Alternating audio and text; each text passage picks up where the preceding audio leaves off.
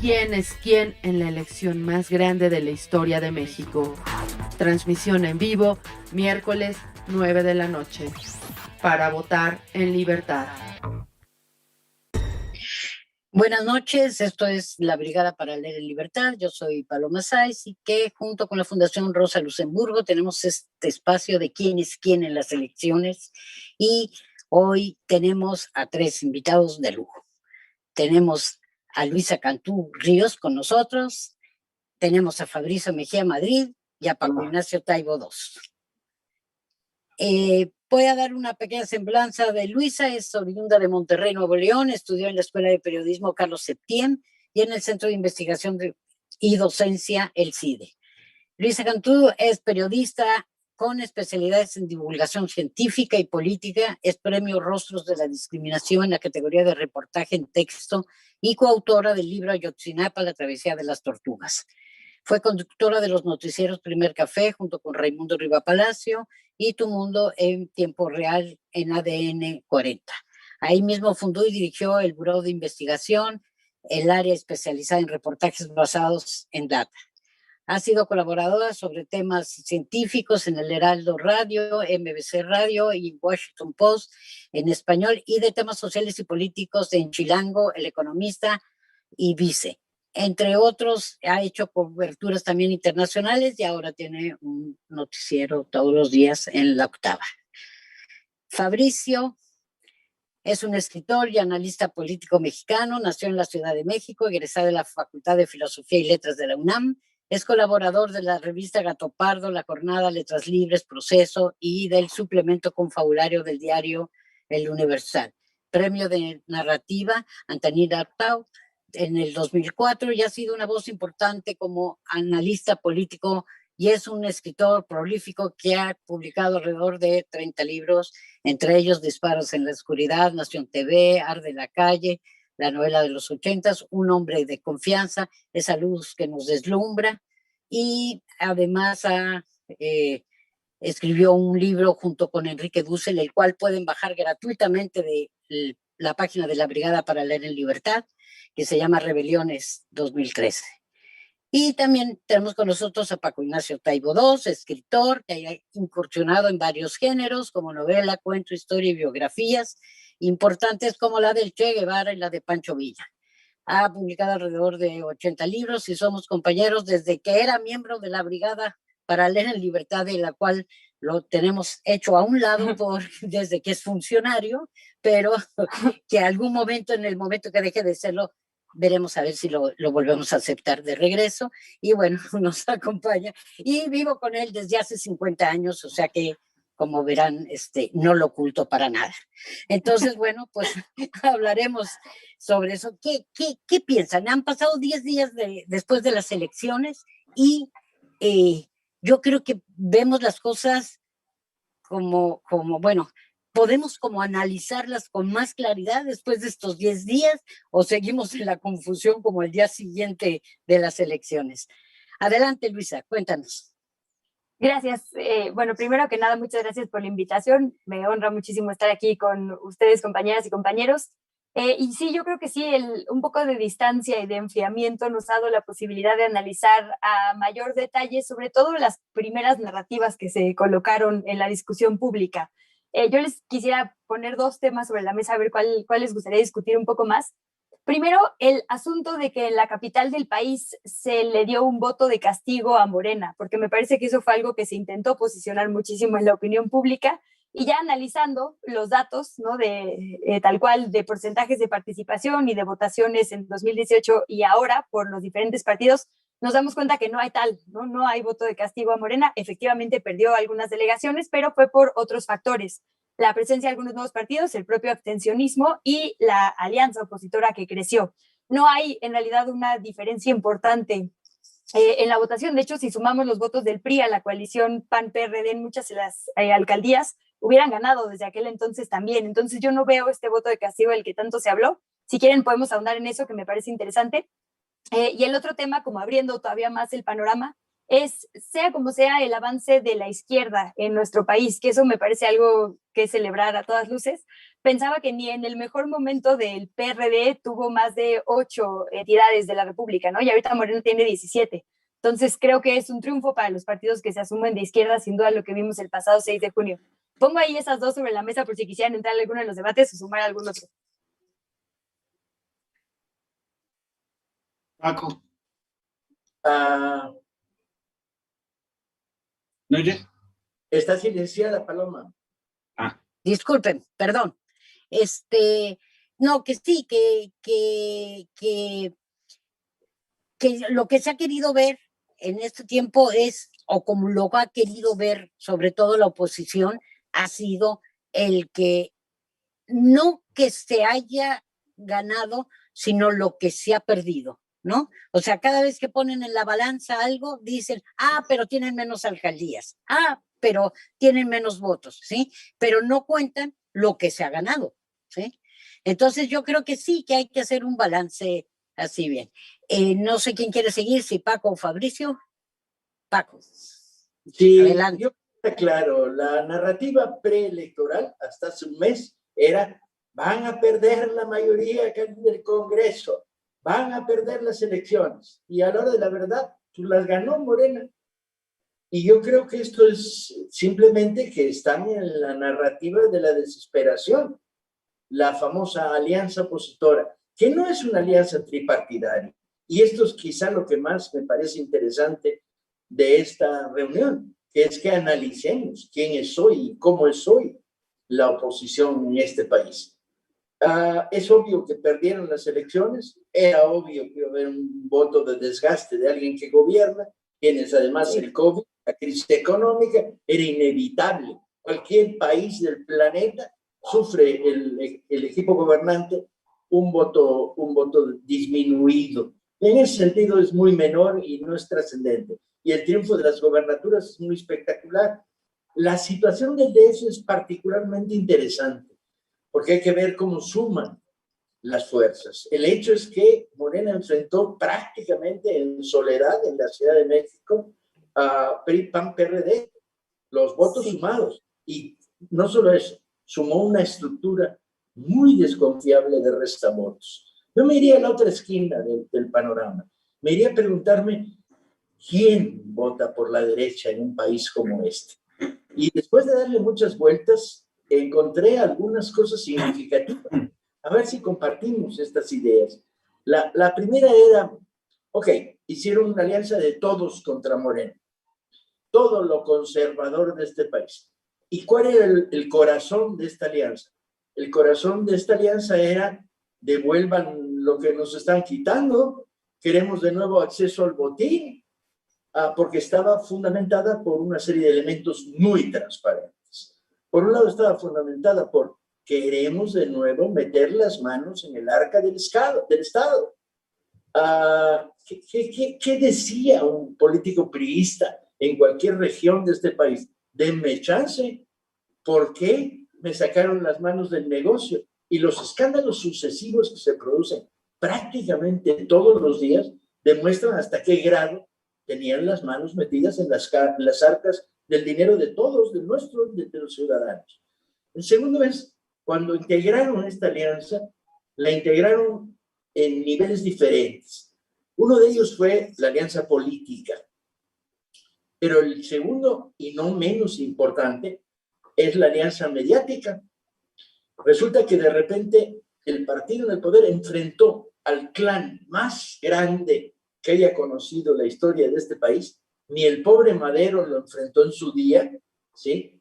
De periodistas conservadores que se ven afectados por su falta de acceso a los negocios del poder, y intelectuales de derecha que les quitaron prebendas cuando desaparecen las suscripciones de Vuelta o de Nexos, etcétera, cuando los negocios raros que hay por ahí se disuelven porque no hay quien te dé el dinero. Toda esta intelectualidad orgánica lanzó el mensaje de: ahí viene la dictadura.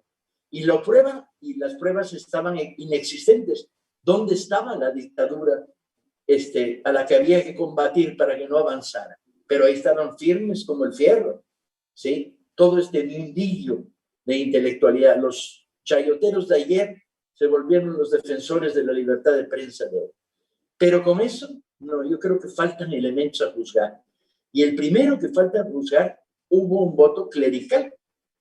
Tengo noticias muy sólidas de algunos lugares donde se bajó, los curas reaccionarios y conservadores bajaron de los púlpitos a ir casa a casa, diciendo no votes por Andrés. Vuelve a sonar aquella burla sangrienta del cura al que se le grabó desde el púlpito en las elecciones presidenciales pasadas, diciendo, si votas por Andrés, va a ir por las casas de los niños pobres a quitarles sus zapatos. Está grabado esto, es un cura. Y uno dice, a ver, me imagino a Andrés con acento tabasqueño, tocando las puertas de las casas de los niños pobres en Tamaulipas, diciendo, aquí hay un niño pobre, sí, echen los zapatos. Era tan ridículo, todavía si dijera, va a ir por las casas de los niños ricos a robarles los zapatos, pues órale. Pero no sé qué zapatos les iba a robar a los niños pobres. Bueno, eso se dijo desde un púlpito, violando la situación constitucional que nos convierte en una república laica. Y ahí el Estado no intervino, no le dijo al clero, recuerden que somos una república laica, que no pueden intervenir en el proceso electoral usando el púlpito. Y esto se multiplicó en muchas regiones del país, en algunos lugares con una inmensa intensidad, como Chihuahua, por ejemplo. El otro factor que yo creo que hay que sumar a todo esto es nuestras eternas quejas sobre el elefante reumático. El elefante reumático tiene características invisibles, que es cierto, son los directores generales, los exsecretarios, los funcionarios de alto nivel que hacen negocios turbios con el aparato del Estado, dando concesiones, etc. Pero no son solo ellos, compañeros. Cuando analizas el fondo del elefante reumático, vas a encontrarte una sorpresa. Una parte importante del aparato del Estado, nacional, estatal y municipal, votó contra la 4T y votó porque le tocaste el privilegio. ¿Quiénes son estos ciudadanos? Es el que le quitaron los vales de gasolina que vendía. Es el dueño del pequeño restaurante que hacía notas por el doble del consumo. Es el funcionario menor que aceptaba la mordida. Entonces, tienes una legión infiltrada en el aparato del Estado que votó a la derecha, y votó a la derecha, no solo es un elefante reumático y pulgoso, es un elefante coludido. Hay en el fondo de este país un voto popular gandalla. Y ignorar esto es perder la perspectiva y pensar, no, el pueblo es sacrosanto y no mete la pata a la hora de votar. Pues te diré si el de los vales de gasolina metió la pata o no. No la metió. Votó por sus intereses contra el aparato del Estado que le quitó los vales de gasolina que vende. Y votó contra el aparato del Estado el inspector de parques y jardines que cobra y los inspectores que vigilan a los ambulantes. O sea, toda esta rémora del aparato del Estado vinculada fundamentalmente en un sobresueldo producto de la corrupción, votó conservadoramente. Entonces, desmitificar el voto popular y encontrar este amplísimo elector, estamos hablando de cientos de miles de funcionarios del aparato del Estado coludidos en la corrupción, ¿sí? Parte activa del fenómeno de la corrupción. No solo son los ministros, también todos estos personajes. Y hay un cuarto factor, y creo que es importante ponerlo sobre la mesa, que es una parte de la clase media progresista e ilustrada estaba encabronadísima con Morena. Si revisas, no solo afección, sino revisas voto anulado. Este voto anulado obedece a descontento y tiene una razón profunda, y yo creo que sería importante ponerlo sobre la mesa hacia el futuro, que es ¿por qué están descontentos con Morena? ¿Porque les sabe a poco? o porque Morena fue el peor enemigo de Morena en estas elecciones. Y es una afirmación envenenada. Cuando lo digo, y lo digo por primera vez públicamente, el peor enemigo de Morena en estas elecciones se llama Morena. Porque no puedes llamar al voto femenino progresista cuando tienes candidatos acusados de violación. Porque no puedes llamar al voto progresista de clases medias urbanas cuando algunos de tus candidatos forman parte de asociaciones delictivas de la época de Salinas, porque en la elección de candidatos decepcionaron a millares de personas que no acudieron a las urnas votando con el PRI, acudieron a las urnas anulando el voto o decidieron irse por el camino de la abstención. Yo creo que si no ponemos estas cosas en la mesa, difícilmente vamos a poder hacer un balance electoral en las profundidades en las que lo necesitamos. Esto para tirar la toalla. Sí, para tirar la toallita. Más, Fabricio, ¿qué piensas? Cuéntanos. Sí, bueno, antes que nada, recordar esto, ¿no? Con respecto a las elecciones de 2018, comparadas con los resultados oficiales actuales, las cosas se movieron muy poco a nivel de porcentajes.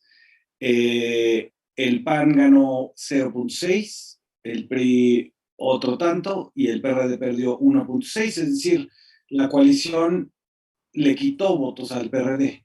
Eso fue lo que pasó. Al final, digamos, se moduló esa votación partido por partido en torno al 18% de tanto del PAN como del PRI.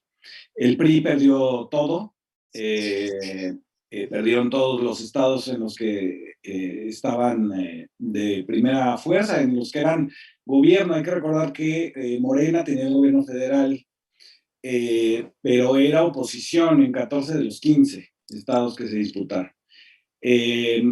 Y, digamos, desde ese punto de vista, desde el punto de vista de los porcentajes, no se mueve. Pero la victoria sí es absoluta para Morena, porque no solamente obtiene las gubernaturas, obtiene la mayoría en el Congreso, la mantiene a pesar de todo. Aquí hay que recordar que se coaligan, ya lo decía Paco, los medios de comunicación, se coaligan los partidos del Pacto por México, se coaligan la prensa extranjera. Tuvimos este episodio de The Guardian realmente lamentable, nada tan notable como el artículo del Cachas en Reforma, pero se coaliga también el INE. El INE fue parcial, parecía que estaba provocando al Ejecutivo para que ejerciera alguna acción que le diera la razón a esta parte que decía que el Estado iba a intervenir en la elección. No sucedió.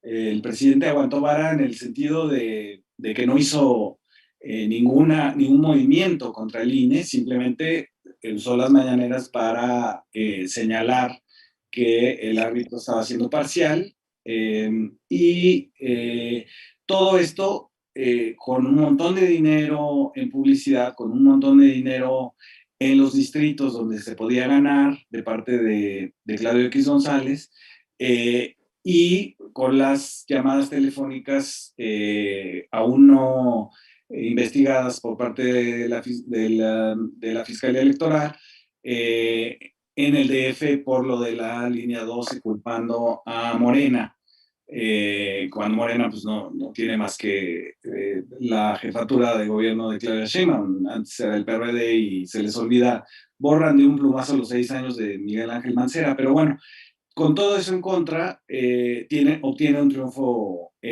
gigantesco, ¿no? Yo quisiera decir también que obtiene los congresos locales, los indispensables para hacer reformas constitucionales, y tiene la, digamos, herencia, digamos, de ánimo de seguir profundizando la 4T, ¿no? Están estas 3 reformas que ya anunció López Obrador en días pasados, ¿no? Una reforma sobre la soberanía energética, que sería la de la CFE, una reforma que más se apunta más a una reforma de austeridad, que sería la del INE, con este agregado de eliminar a los plurinominales, que es cierto, los plurinominales representan, si acaso, a la burocracia de los partidos, no a los electores en los distritos. Y por otro lado, el asunto de la Guardia Nacional para la, digamos, contención de que se pudiera degradar, como se degradó en algún momento, la Policía Federal Preventiva. Y digamos que ese es el panorama que nos viene, ¿no? Paco estaba hablando aquí de la abstención, digamos, no sé qué será eso, un progresismo un poco fatuo, ¿no? Hay un libro, Small Things, ¿cómo se llama? All the Small Things, creo que se llama, sobre esta emergencia de una clase media ambientalista, feminista, etcétera, en los Estados Unidos que le resulta muy repelente la política y lo político, ¿no? Y entonces tiene actitudes como de like on like para lo que son cuestiones públicas, que pues no sirven de mucho a una democracia, que confunde, digamos, las votaciones del American Idol con las votaciones para presidente, y que está un poco confundida con los medios de comunicación y los dispositivos móviles y la participación o la representación política, ¿no? Y entonces creo que ahí habría algo que decir sobre eso. Y sobre lo que dice Paco de la gente que digamos que también obtenía un beneficio de una corrupción, digamos, al menudeo, ¿no? Estos que dice que vendían los vales de gasolina o que se quedaban pedían más de la papelería de la oficina para poder poner una papelería propia, que son casos que yo conozco, digamos. Es cierto que existe este tipo de gente dentro de la burocracia del Estado, que son jefes de departamento para abajo, ¿no? Y que sí, bueno, pues pudieron haber tratado de volcar, digamos, el tren de la 4T, pero pues finalmente yo nunca tuve duda. Yo estoy contento porque es un triunfo a pesar de todo y muy al estilo de lo que significa para la gente López Obrador. Es esa perseverancia del triunfo pese a que todo el mundo está en contra, ¿no? Y entonces lo que salió, digamos, en el movimiento del desafuero, aquella consigna de peje el toro, me parece que sigue siendo utilizable y está ahí en la realidad. Se ganó, se triunfó a pesar de todo. Sí. ¿Qué piensan de este mapa que han querido hacernos creer que la Ciudad de México está absolutamente dividida, ¿sí? Ahora sí que entre ricos y pobres, ¿no? Que yo sinceramente en el fondo no lo veo tanto así, ¿no? Creo que sí hubo una movilización mucho mayor sobre todo pues más que de la clase media, yo creo que de la derecha que ha perdido y de estas gentes que realmente no se beneficiaban de la situación, pero tenían aspiraciones a hacerlo, ¿no? O sea, la gente que verdaderamente no gozaba de todas las raterías, ¿no? Que se hacían del gobierno, pero que sin embargo tenía aspiraciones a que pudieran hacerlo. Y entonces, no sé cómo ven esta cosa sobre todo del DF. ¿Cómo la ves, Luisa? Sí, si me permites, Paloma, antes de pasar de lleno al Sí. tema del DF, porque de hecho traigo ahí algunas cifras que me gustaría compartir con ustedes, quisiera hacer un par de apuntes a lo que dijeron Fabricio y Paco, porque el tema de la agenda feminista a mí me parece algo a tomarse súper en serio, pues no me parece que sea comparable, digamos, con estas poblaciones muy jóvenes en otros países que confunden el voto político con el de American Idol, al contrario. Me parece que las mujeres, y sobre todo las mujeres muy jóvenes, están súper conscientes del papel que juega el Congreso en su futuro, ¿no? En que tengamos uno o no como género por completo. Me parece que como nunca estuvimos conscientes de la menstruación digna, ¿no? De que no había una sola plataforma política de ningún partido que hablara de lactancia o de maternidad, el derecho a decidir, ¿no? Los temas de presupuestos para seguridad. Yo creo que la agenda feminista en concreto sí es un gran pendiente de todos los partidos políticos y eso quizás sí tuvo repercusiones en las urnas. Me parece que a diferencia de otros momentos en los que las juventudes campesinas, estudiantiles y demás tomaron las calles, las mujeres estamos muy solas, ¿no? Si uno compara los movimientos del 68 y décadas posteriores, los 70, las mujeres y los hombres tenían causas sociales por las que tomaron las calles juntos y ahora la verdad es que las mujeres lo hemos hecho solas, ¿no? Entonces, yo ahí el tema feminista me parece que debe analizarse aparte y creo que sí tuvo un peso efectivamente en el voto en contra de, o más bien, muchas de las feministas pueden estar descontentas con la administración actual y con las administraciones todas que hemos tenido, ¿no? Porque la situación es sumamente crítica en general ¿Puedo para las decir algo mujeres. sobre las feministas? ¿Puedo decir Por algo? favor. No, no, pues, abramos plática. Es que Bueno, no también, sé, Paloma, yo di la palabra y tú eres la moderadora. perdón, Perdón. no, Por supuesto que sí, claro. creo que ahí es cierto lo que dices, Luisa, pero también hay una parte de este movimiento feminista que evita la discusión y que es esencialista. Y entonces, por el solo hecho de yo ser hombre, ya no puedo hablar de feminismo, porque ya estoy en el mansplaining, que además el origen de esa palabra es otra historia, ¿no? Es la historia de una mujer que había publicado un libro y en una fiesta en Nueva York se encuentra un güey que le empieza a explicar el libro que ella escribió. De eso se trata, de eso se trata el mansplaining. Pero bueno, ya lo extendieron y creo que han sido refractarias a discutir, a debatir, y han sido esencialistas, digamos, casi biológicamente esencialistas a la hora de compartir. Entonces, bueno, desde aquel episodio lamentable donde, que fue hace ya bastantes años, donde no dejaban entrar a la marcha feminista a los hombres y que Genaro Villamil ahí tuvo un pleito con las feministas, desde ese entonces creo que se han aislado. Y hay que ser autocríticos también de ese lado, pero me van a decir que estoy mansplaining. No, yo Fabrizio, creo que... pero Luisa tiene un punto en la mesa y no creo que sea discutible. Antes de que me condenaran al silencio por 6 meses, yo dije públicamente, compañeros, cada voto que ganas en Guerrero con el Toro, lo perdemos en Guadalajara, Puebla, Ciudad de México, etcétera, etcétera. Se está creando un fenómeno provocador hacia el movimiento feminista en general, más allá de que a mí también me corrieron de una manifestación por ser machín. Es un sector ultra poco sensato que no piensa que las cosas se construyen con mayorías, pero el fondo profundo es que Morena hizo un trabajo importante en sabotear la aproximación de las demandas feministas programáticamente y del movimiento a partir de una selección de candidatos que dan ganas de vomitar. Y me refiero no a feministas que navegan con bandera de movimiento, sino a mujeres que simplemente dicen, vayan y chingan su madre, yo no voy a votar por un partido que me pone enfrente a un cuate con 7 cargos de violación. Y fue, la derecha lo utilizó también,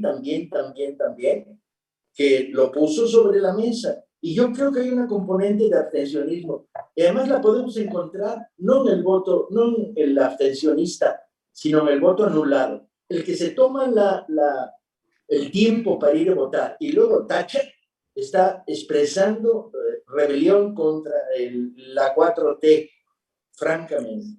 Y yo creo que, bueno, la responsabilidad es de Morena, no de feministas radicales yo creo que ahí Morena, en sus mecanismos de selección, privilegió una forma que habían instalado a la izquierda los muchos, que era, se trata de ganar, y nosotros les preguntábamos, ¿ganar qué?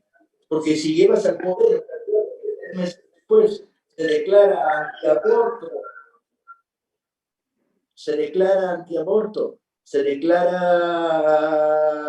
en contra de la promoción directa a las guarderías, etcétera, etcétera, no ganaste, perdiste. ¿Y cuántos cientos de candidatos de Morena entran en ese retrato hablado de lo antifemenino? No femenino, lo antifemenino, chinga. Ok, pero yo creo que dejen hablar a Luisa, porque si no, entonces van a decir sí, que son un par de machines que no dejan hablar. Vas, Luisa. Digo, me gusta que se abra la conversación de este modo, porque además son argumentos que yo también me encuentro mucho en la calle, ¿no? El tema, por ejemplo, eso de el movimiento feminista se ha aislado mucho porque no ha permitido la participación de los hombres.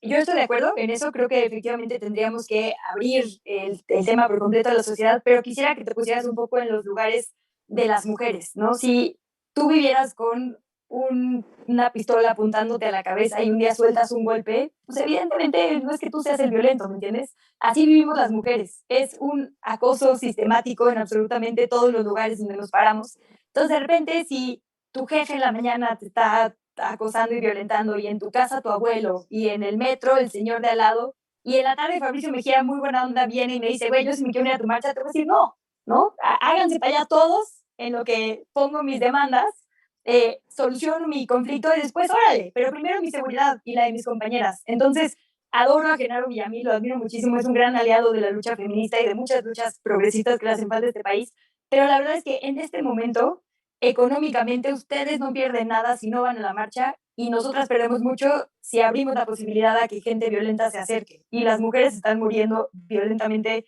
10 al día, ¿no? Entonces, ahí pensaría, entiendo que hay que abrir estos espacios, pero denos chance de primero resolver lo urgente en espacios seguros para nosotras, que es por ahora, ¿no? Evitando cualquier posible agresor. Y la verdad es que al día de hoy en este país, cualquier hombre es un potencial agresor.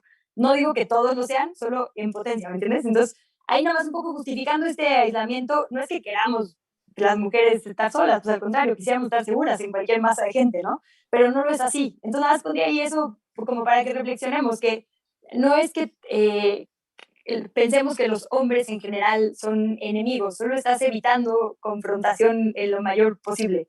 Y el Sí, tema pero, de... ¿sabes qué? A ver, para seguir con este tema, Sí, sí, sí. yo te voy a decir que yo creo que sí, hay muchas feministas que piensan que cualquier hombre es el enemigo a vencer, absolutamente, ¿sí? Nunca, o sea, creo yo que poco se piensa en que este movimiento sea de todos, ¿sí? No tratamos de ganarnos a los hombres que están de acuerdo con nosotros y que no son violentos, ¿sí? Para tener una lucha por evitar esa violencia, ¿no? Yo creo que sí, que se hacen a un lado y yo no estoy de acuerdo para nada que los debemos yo además lo que pienso, por ejemplo, si realmente hubo menos votos feministas, por esto que yo era la primera indignadísima de pensar que había algunos candidatos, ¿no? Que verdaderamente eran impresentables, ¿no?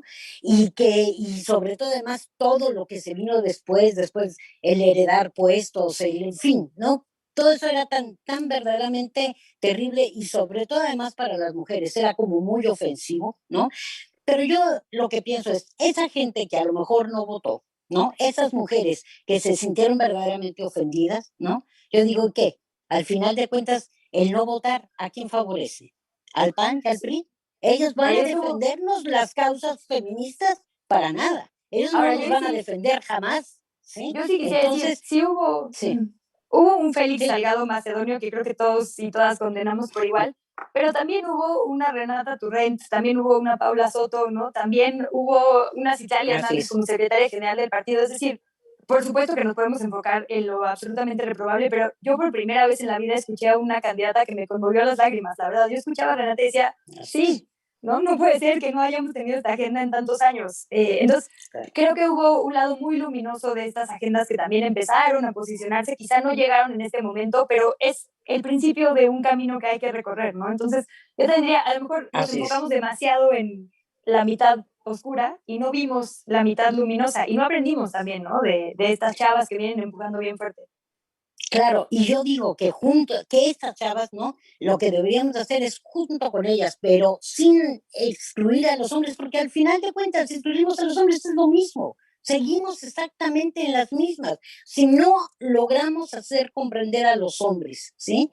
Que no somos cosas, que no somos de su propiedad, que no pueden hacer con nosotros lo que se les da la gana, vamos a seguir igual. Entonces, ¿qué va a pasar? ¿Que nos vamos a aislar como mujeres? ¿Sí? Y no vamos a poder, eh, pensar en que podamos tener sociedades diferentes. Pero bueno, ya se nos fue. Sigue. Perdón. No, de acuerdo, sí, hay que Sigue, ganar la lucha. sí. No, Hay un problema creo que sobre la mesa, que es el comportamiento electoral. Cuando digo, y lo digo públicamente, que el peor enemigo de Morena en estas elecciones fue Morena, me pongo en los pantalones de un elector en Monterrey, invitado a votar por una candidata que viene de las turbias estructuras, ¿sí? Del salinismo más extraño. De veras, ¿para qué quiero que gane Nuevo León esa candidata? Está 1 milímetro a la izquierda del candidato ganador del MC o de los candidatos panistas, es lo más mínimo. Cuando de repente alguien me chilla y me regaña como si yo fuera responsable de que un candidato en Comitán, Chiapas, quiere pasar de agresor contra campesinos, de agresor, no de funcionario sordo, de agresor, debajo de qué alfombra me meto. Morena tiene una responsabilidad grave en estas elecciones, en los mecanismos de selección de candidatos. Por todos lados ha recorrido, no el rumor, la realidad de que se hicieron encuestas que no se hicieron. Hazme el favor, primero el concepto de encuesta. ¿A quién encuestas? ¿Encuestas a la militancia de izquierda o encuestas al que va pasando que puede ser un panista recalcitrante? Como concepto es un concepto envenenado, porque te lleva a los lugares en las encuestas, tienen que ver con la popularidad. Si estuviste algún día en la radio inflando globos o si saliste en muchos espectaculares. El concepto de encuesta está envenenado, primero. Segundo, en la enorme mayoría de los lugares te lo dicen todos, la encuesta no existió. Por lo tanto, hubo una decisión unilateral de la dirección de Morena para la selección de candidatos. Las elecciones fueron tan pobres que quedaron fuera cantidad de luchadores sociales y sin embargo llegaron verdaderos sapos. ¿Saben la historia del sapo? Se le aparece a la bella durmiente del bosque el pinche sapo. Si le das un beso, se te vuelve perredista. Si le das dos, se te vuelve Claudio X González, compadre. Y ese es tu candidato por razones de popularidad. Bueno, si Morena no revisa profundamente los mecanismos de selección de candidatos, lo que está construyendo lentamente es un partido que va a ser en muy poco tiempo muy parecido a lo que dice el PRD. Sí. Dejamos a Luisa a mitad de su intervención que le interrumpimos. Adelante, Luisa. Parte de lo mismo, ahora que mencionaban esto del justo abstencionismo y votos nulos y demás, me parece que también hubo un gran esfuerzo ya el papel del INE de la contienda para atrás, ¿no? En presentando libros, en sus videos, eso creo que ya está sobreanalizado, pero particularmente después, el día de la contienda y en los días posteriores, hubo un giro de narrativa, particularmente, pensando en las últimas entrevistas de Lorenzo Córdoba, ¿no? Como de, ahí está, el INE es súper necesario, miren cómo todo salió muy bien, ¿no? Hubo un 52% de participación y demás, ¿no? Entonces necesitamos al INE y gracias a nosotros está, ¿no? Hoy la democracia como está. Los 30 años de lucha ciudadana y social para ellos no significan mucho, ¿no? Pero bueno, me parece muy interesante porque si nos enfocamos particularmente en la Ciudad de México, sí hubo una diferencia muy importante en la gente que salió a votar. El promedio, por decirles algunas cifras, sí el promedio nacional de participación ciudadana fue del 52%, pero por ejemplo, en las alcaldías aquí que perdió Morena, Azcapotzalco tuvo en 2018 71% y ahora tuvo 53%. Álvaro Obregón 71.4% y ahora 54%, ¿no? Cuauhtémoc que había tenido 66%, ahora tuvo 51%, es decir, sí hubo mucha gente que ya no fue a votar, ¿no? A votar. Y entonces, cuando decimos ¿por qué perdió Morena ciertas alcaldías, no? Salen los ganadores y las ganadoras en estas alcaldías a decir, pues claro, hubo un voto de castigo y ahora por eso ganamos en la oposición. Y a mí ahí me parece que no, es una falsa narrativa, justo porque viendo, por ejemplo, los votos, estas mismas alcaldías, ¿no? Que fueron las que perdió Morena. En 2018 votaron 116,000 personas por Morena, 74,000 por la y 74,000 ahora, ¿no? Hay 40,000 votos de diferencia, que bien podrían explicarse por estos 20 puntos porcentuales de gente que ya no salió a votar. Pero si vemos, por ejemplo, la votación de la alianza, si sumamos en 2018 PAN, PRI y PRD, hubieran logrado 96,000 votos, ¿no? Y ahora lograron 80. Entonces, la verdad es que no fue que la gente dejara de votar por Morena y votara por la oposición, más bien la gente... Fue a votar. Exacto, fue a votar. El voto de la oposición duro se mantuvo y el voto de Morena también se mantuvo, solo se juntó, ahora más, ¿no? Porque sumaron un partido. Entonces ahí, digo, creo que es importante porque Morena tiene que reflexionar, todos los partidos tienen que reflexionar mucho, ¿no? Siempre, pero particularmente en este momento, eso, ¿por qué no hubo la misma convocatoria a votar? Y creo que la respuesta es muy simple, porque no estaba el presidente en juego, ¿no? Morena debe transformarse del López Obradorismo a un proyecto de nación verdadero. Porque ahí está, el 70% que salió a votar convocada por el presidente. La verdad, querían una transformación que se logró y esta intermedia, por lo menos aquí en la capital hay 20 puntos menos de porcentuales en muchas de las alcaldías. Y ya analizando las cifras, no es particularmente voto de castigo. Ahora, otro factor importante sí son los partidos chiquitos. Y ahí cuando ciertos personajes dicen que no operaron, a mí me llama mucho la atención porque, por ejemplo, digo ya por irme en orden alfabético, ¿no? Esta misma, Azcapotzalco. Fuerza por México tuvo 17,000 votos. Si esos 17,000 votos se hubieran ido a Morena, hubiera ganado Morena, ¿no? Ganó la oposición. ¿Cómo un partido nuevo tuvo 17,000 votos? Es 6 veces más que cualquier otro partido chiquito de los nuevos, ¿no? Es más, no lograron el registro pues a nivel nacional y en ciertos puntos clave de la capital, Fuerza por México es enorme. Entonces ahí también pienso, apuntemos esto a los factores cuando hablamos de la división de votos, ¿no? En este pasado 6 de junio. Perdón, ya llevo horas hablando ya, si quieren mejor. ¿Alguien más? Fabricio, ¿qué dices? Bueno, me reía yo porque me acordé de las fotografías de Ricardo Monreal con los candidatos Por dos. de Fuerza. ¿Cómo se llama la cosa? Así es. ¿Fuerza por México? Se llama Fuerza por México. Sí, los de la camiseta rosa. Rosa, ¿no? Ahí estaba Así es. Ricardo Monreal y él dice que no traicionó a la 4T, pero pues sí estaba creando un partido. Hasta donde sabemos, él lo impulsó, ¿no? Y habría que ver también alcaldía por alcaldía qué fue lo que sucedió, ¿no? A mí me parece, por ejemplo, que el caso de la delegación Cuauhtémoc pues es obvio ahí que hubo un respaldo de un grupo de Morena ligado al senador Monreal a favor de esta, que me parece gravísimo, de esta mafia de Cuauhtémoc Gutiérrez de la Torre y de los ambulantes de Alejandra Barrios, una de las personas más enriquecidas en los últimos 2 sexenios por el manejo corporativo de los ambulantes de la Cuauhtémoc, que luego no nos damos cuenta de la cantidad de dinero que es eso, la ilegalidad en la delegación Cuauhtémoc.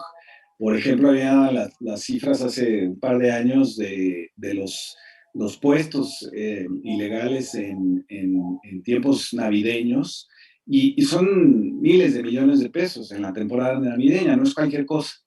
En el caso de la delegación Coyoacán, por ejemplo, ahí evidentemente operó, igual que cada elección, esta compra de votos que hace Mauricio Toledo, su gente, y de lo que estoy hablando, digamos, son de los pequeños cacicazgos que hay en las alcaldías, ¿no? Que perviven y que no fueron desmontados. Es curioso que la jefa de gobierno no haya, digamos, imitado lo que hizo el presidente de la República al, por lo menos, enunciar los actos de corrupción.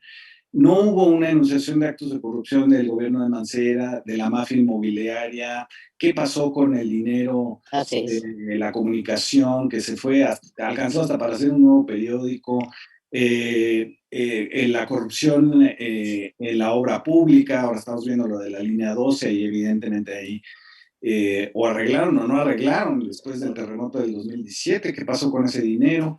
Y en otros casos, por ejemplo, en el caso de Tlalpan, pues fue la omisión, digamos, o sea, una alcaldía que funciona casi por inercia, que no tiene una presencia de la autoridad de la alcaldía en cuestiones que son sustanciales para los vecinos, el alumbrado, la basura, los baches, etcétera, que pues, no están, no responden con rapidez, etcétera, y entonces pues ahí pues, la gente se desmotiva y como dice Luisa, pues, simplemente pues no salen a votar, ¿no? Y entonces creo que ahí hay errores de comunicación, hay errores políticos, hay la conservación de mafias o cacicazgos en las alcaldías, y creo que todo eso se refleja en la, digamos, idea también muy inercial de que la Ciudad de México siempre se gana, ¿no? Y repetimos un poco, y con esto termino ya porque ya me estoy alargando, pero se repitió un poco el resultado del 2000, ¿no? Donde efectivamente la ciudad estaba dividida en varios partidos en las alcaldías y tampoco es la debacle. Ahora me da un poco de risa que Claudio X González celebre haber ganado en la Miguel Hidalgo y haber perdido 11 gobernaturas, ¿no? Pues sí. Oigan, nos mandan saludos desde San Juan del Río, desde Tlalnepantla, Córdoba, Veracruz, Juchitán, Oaxaca, Tamazula, Jalisco, Zacatecas, la alcaldía de Azcapotzalco, Aplataco, Iztapalapa. Y Rosa María Aguilera nos dice, buenas noches, es un privilegio contar con estos espacios y analistas de primera. Jorge Ríos dice, de lujo tener a Luisa Cantú. Salúdame, Luisa. Tito Piano. Hubo mucha gente que no se enteró que Omar García iba de plurinominal porque no se hizo mayor publicidad en los candidatos de las pluris. Muy valioso que había en Morena y es lo que hacía la diferencia. Andrés Ruiz dice, un verdadero lujo esta plática. Bartolo Guzmán dice, también se votó contra la 4T porque impusieron por parte de Morena candidatos corruptos, impopulares, que el pueblo sabía que eran unas ratotas. Por otro lado, el mal gobierno de Morena. Amalia Rivera de la Acabada dice, grandes ideas y opiniones de nuestra realidad. Gracias por este espacio. Raúl Bau dice, saludos, Paloma, Fabricio y Paco, un abrazo desde Tepic. Jorge Ríos, el problema de la Ciudad de México es sumado el clasismo que existe y que no nos gusta ser considerados pobres. Eso explica votos del PRIAN y PRD y es muy aspiracional y yo lo viví en la universidad. Buham dice, ¿cuál es su opinión sobre los narcogobiernos en los municipios? En varias zonas de Guerrero, incluyendo Tasco, varios candidatos ganaron por la influencia del crimen. Y bueno, como estos todavía seguimos teniendo más. ¿Nos echamos otra ronda, Paco? ¿Saben qué? Que la derecha sea la derecha es esperable. Que los intelectuales pirurris que perdieron prebendas operen como defensores de la nueva democracia publicando en el País de Madrid es esperable. Que la campaña más asquerosa que ha conocido la historia de México en términos de ataques basados en noticias falsas, en calumnias, etcétera, es esperable. Y yo creo que es normal. El problema es cómo contraatacó la izquierda estos elementos. La ausencia de debate programático por todos lados. O sea, ¿de qué se trata? ¿Ganar el Congreso para? ¿Sí? Primero, alianzas verdaderamente horribles. Que tengas que ir en alianzas es natural, cualquier frente amplio tiene que hacerlo, pero que metas a las alianzas dentro de tu propio partido, pues es impensable, porque te encuentras candidaturas que ya lo veremos, no va a tardar mucho, que van a empezar a desertar. Y eso si tienes suerte, si no tienes suerte van a empezar a sabotear desde el interior de la representación pública de Morena.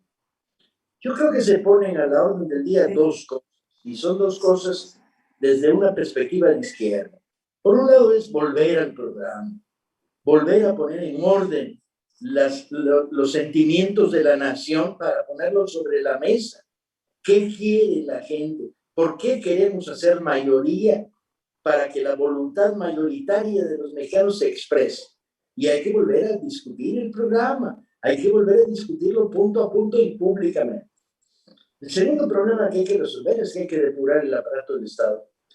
No puedes darte el lujo de que, como me pasa hace unas semanas, descubro que un funcionario del Sistema Tributario Nacional está en niveles de dirección y fue recomendado por García Luna con una carta escrita, manuscrita.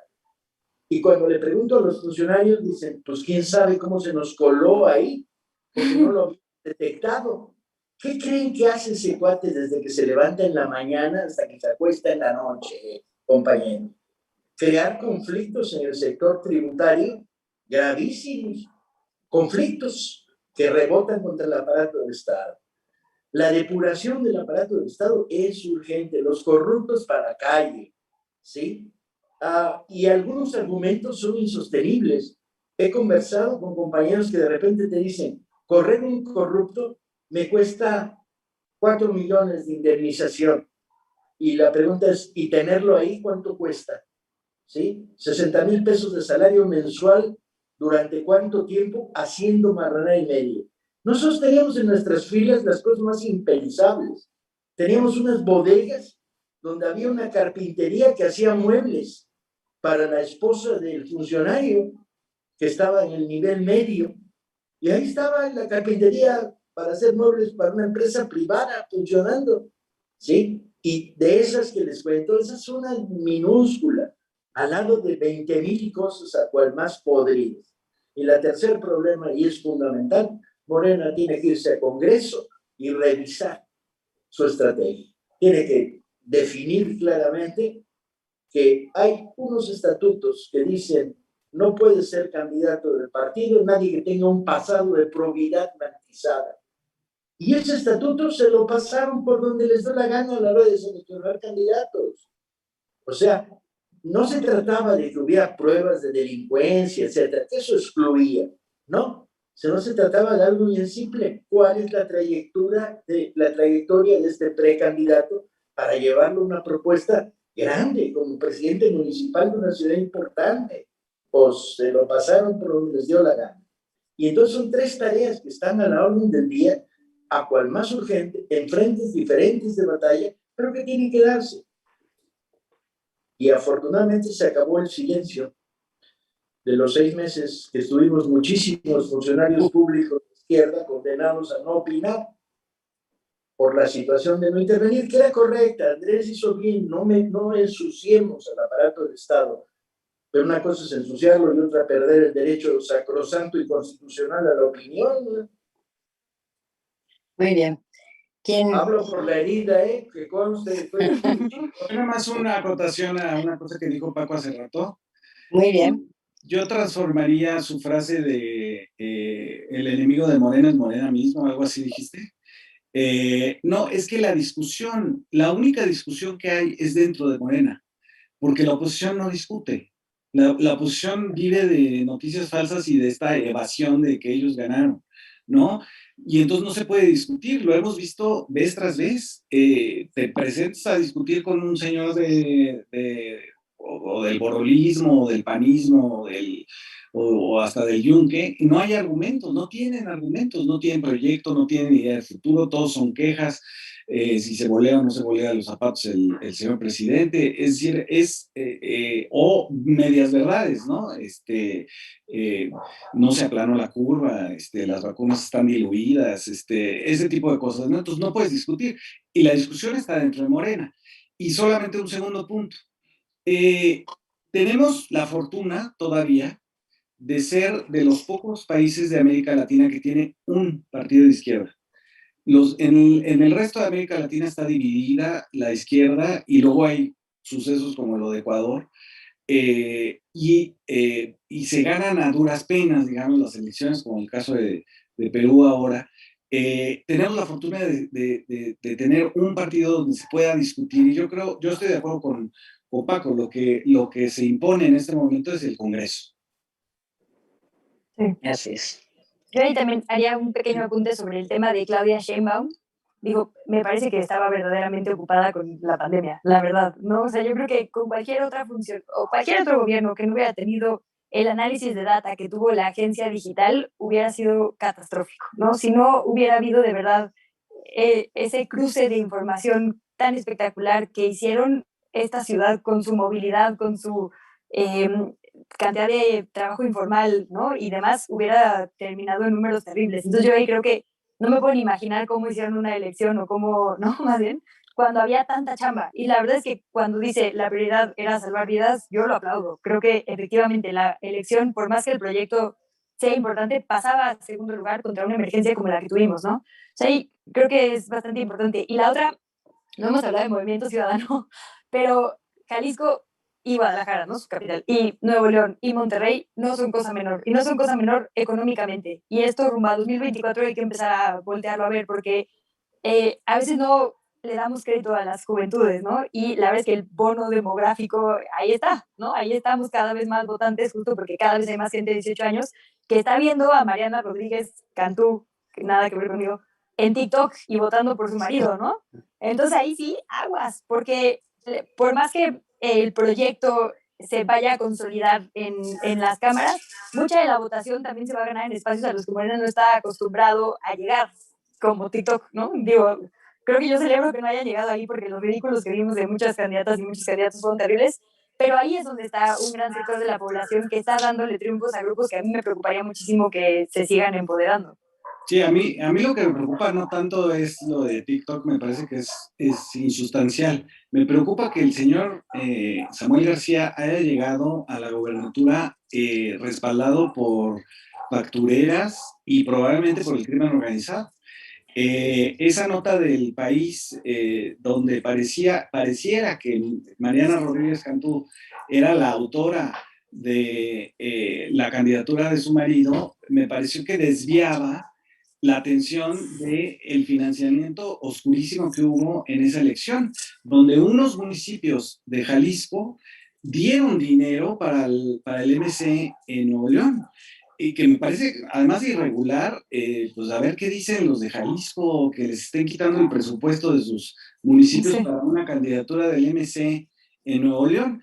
Me parece que es un poco también lo mismo que se trató de hacer cuando Peña Nieto parecía chistosito, ¿no? Que salía disfrazado, comiendo pizzas con su nueva novia, y era como hacerlo chistoso a un tipo que es un criminal y que es un corrupto y que fue sobornado por Odebrecht y cuya campaña la pagaron desde el extranjero. Entonces, es un poco lo mismo, me parece, este juego con lo de Mariana Rodríguez y el TikTok.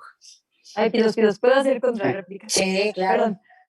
Claro lo de las factureras, pero digo, creo que hay varios candidatos y varios gobernadores y funcionarios investigados por el mismo tema, ¿no? Financiamiento ilícito. Y sí, digamos, como ese extra que tuvo Samuel fue una importante presencia en redes. Yo digo, soy de allá, ¿no? No es un buen momento para decir que uno es regiomontano, pero soy regiomontano.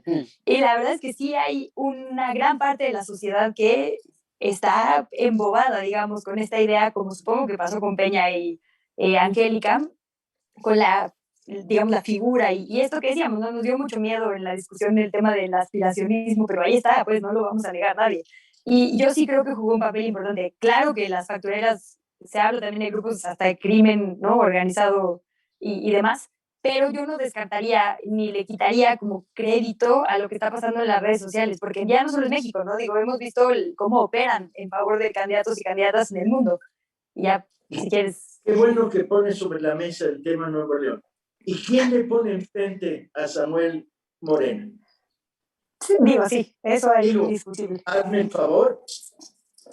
¿Sí? Es bastante pensante. Cuando oigo las primeras declaraciones de la candidata de Morena a Nuevo León, donde reconoce sus nexos con las estructuras del hijo de Salinas, su adicción al tarot, yo dije, y esta es una candidata para poner enfrente de alguien que trae detrás el peso del ron, los negocios turbios, un dineral para meterle a las redes. Esa es la candidata. O sea, las responsabilidades de ellos son claras y muchas de ellas van a terminar en juicios criminales. A la larga, la pelota rueda y los gángsters van a empezar a caer uno por uno. Pero en nosotros, la izquierda, que no es capaz de revisar su closet y decir, aquí hay unos reglamentos estatutarios que impiden que sea candidato alguien que no comparte el programa. Yo pregunto, ¿alguien hizo una encuesta a la candidata de Nuevo León para ver si compartía el programa de Morena, el programa inicial, el que le da arranque a Morena? Hubiera sido muy divertido si no se lo dice, si no le dicen, oye, te vamos a hacer 25 preguntas sobre temas, ¿qué opinas de esto y de esto y de esto? Y cuando de las 25 te contesta 25 que está en contra del programa nacional de Una Nación para Todos, que es el programa fundacional de Morena, tú dices, y esta es nuestra candidata. ¿Cómo se llegó a esta decisión? O sea, si no limpiamos la casa, difícilmente vamos a poder combatir la oleada permanente del fake news, el descrédito, el insulto, la injuria, la noticia falsa que la derecha va a seguir propagando. Siguen controlando básicamente la estructura mediática de este país y aún así pierden las elecciones. Nos siguen llegando mensajes. Jorge Salazar dice, no debe de faltar el análisis de cómo se avanzó en los estados del norte, mismos que antes los ganaba el PRI y el PAN. Katia González Romero dice, también hubo mucho fraude, nadie parece verlo, las mesas de casillas son superarmadas de antemano por el INE y en efecto se cambian funcionarios durante el inicio de la jornada, como dijo Barranco. Guillermo Aguilar dice, aparte de todo es obvio que hubo fraude, ¿cómo es posible que en sus mítines, por ejemplo, de Margarita Zavala no jalaban ni a 50 personas y en las elecciones fueron el 90% de votantes? Gloria Cristino dice, bien por Luisa, voz y análisis fresco. Francisco Cerezo Contreras dice, Morena ganó como partido, perdió como proyecto alternativo social, permitió el desplazamiento de los candidatos cercanos al pueblo, opacó a los más progresistas y permitió el triunfo del ala neoliberal en Morena. Sara Vázquez dice, gracias a todos por emitir sus opiniones y principalmente a don Paco. Me repara moralmente escucharlo por su postura congruente. Así que bueno, yo creo que ya nos hemos pasado un poco de la hora, así que por favor, si nos quieren dar todos un cierre. Luisa. Bueno, gracias por la invitación, primero que nada, ojalá que me tengan por aquí nuevamente. Y pues solo más bien a resistir también desde la ciudadanía, ¿no? A veces hacemos mucha crítica a la clase política, que a veces también creo que se queda solo en el Ejecutivo y hay que voltear a ver, ¿no? Digo, ahorita no hablamos del Poder Judicial, pero creo que ahí también son autoridades que no podemos dejar de lado cuando discutimos el proyecto de nación. Y también la parte ciudadana, ¿no? Ser más autocríticas y autocríticos. Yo, por ejemplo, tengo muy claro que ni modo, mi diputado va a ser Gabriel Cuadri y entonces voy a tener que estar como nunca al pendiente de cómo vote porque esa es mi responsabilidad ciudadana ahora que él llegó, ¿no? Entonces, digo, sin mi voto, pero llegó. Entonces, también eso, exigirle mucho más a nuestra clase política, que haya verdaderamente costos por sus decisiones y que tengan que representarnos porque por eso están ahí, ¿no? Y les hemos permitido demasiado. Yo introduciría un factor para eliminar el concepto clase política. Hay políticos reaccionarios de derecha, corruptos y canallas, y yo no tengo nada que ver con ese pinche basurero. Yo volvería, Luisa, a los viejos términos, izquierda, derecha. Izquierda los que sirven al pueblo y derecha los que se lo chingan. Y eso desde Hidalgo a nuestros días es ley de vida. Entonces volvamos más a la sensación de cómo demonios hacemos que los aparatos de la izquierda se pongan al servicio del pueblo y no se pongan al servicio de sus nacientes burocracias, brincacharcos y atrapacurules. Bueno, lo que hay que recordar es que por haber ganado la presidencia de la República y la mayoría en el Congreso, lo que estamos viviendo es que desde ahí, desde esa esquina, se trata de impulsar un cambio de régimen en México que se topa, digamos, con todos los demás poderes, los poderes mediáticos, los poderes fácticos, está el Pacto por México, y entonces es mucho más difícil de lo que creíamos, ¿no? Finalmente, digamos, esta idea de una ciudadanía mucho más participativa, esto que decía Luisa, tiene, digamos, por delante un primer reto que es el 1 de agosto, que será la votación, la consulta por el juicio de los expresidentes. Creo que ahí hay que ir a votar, hay que ir a completar, digamos, los millones que se necesitan para el juicio de los expresidentes, como una manera de darle un curso a las cosas que tienen que ver con la justicia en el país, y no solamente un respaldo a la 4T, sino una profundización. Y creo que el juicio de los expresidentes va a ser una antes y un después. Sí, sí, yo también creo que eso, pero creo que, a ver, que sí, que la ciudadanía tenemos un papel muy importante. No podemos dejarle todo a Andrés Manuel, ¿no? A que cambie esta sociedad. Creo que Morena es culpable de muchas cosas y que tenemos que exigirle, y sobre todo las mujeres tenemos que exigirle una agenda feminista, ¿sí? Donde verdaderamente, si se está gobernando desde Morena, ¿no? Hay que exigirle que sea un tema prioritario, ¿sí? Yo creo que eso es fundamental.